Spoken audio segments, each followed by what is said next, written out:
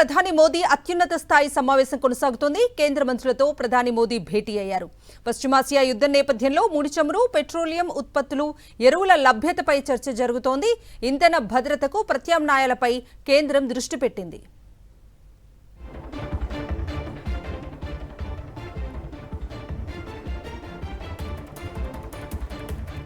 ప్రధాని మోదీ అత్యున్నత స్థాయి సమావేశం కొనసాగుతోంది.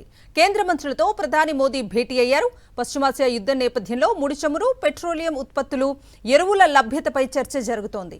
ఇంధన భద్రతకు ప్రత్యామ్నాయాలపై కేంద్రం దృష్టి పెట్టింది.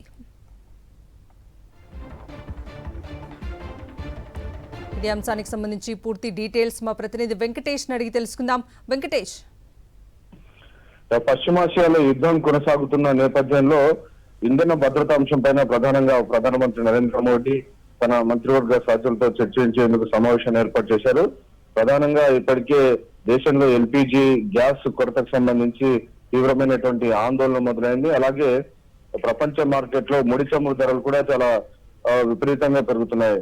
యుద్ధానికి ముందు $70 ఉన్నటువంటి చమురు బ్యారెల్ ధర ఇప్పుడు ఏకంగా $120 వరకు చేరింది. సో ఆల్మోస్ట్ రెండింతలైనటువంటి నేపథ్యంలో దాదాపు 2-3 వారాల నుంచి యుద్ధం కొనసాగుతుంది. అయినప్పటికీ దేశంలో పెట్రోల్, డీజిల్ ధరలు పెంచకుండా కేంద్ర ప్రభుత్వం సంయమనం పాటిస్తూ వస్తున్నట్టు పరిస్థితి.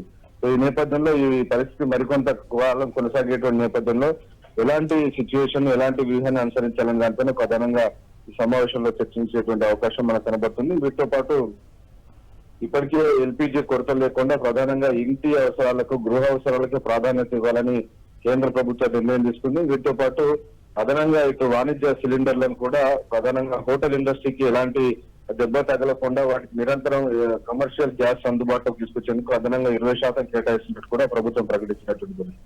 సో అలాగే రాబోయేటువంటి రోజుల్లో ఈ యుద్ధం మరింత తీవ్రమవుతే ఎలాంటి చర్యలు తీసుకోవాలి అనేటువంటి వ్యూహం పైన రోజు సమావేశం అవుతున్నట్టు పరిస్థితి. సో కీలకమైనటువంటి నిర్ణయాలు ఈ సమావేశం ద్వారా తెలిసేటువంటి అవకాశం ఉంది. Right Venkatesh, thank you.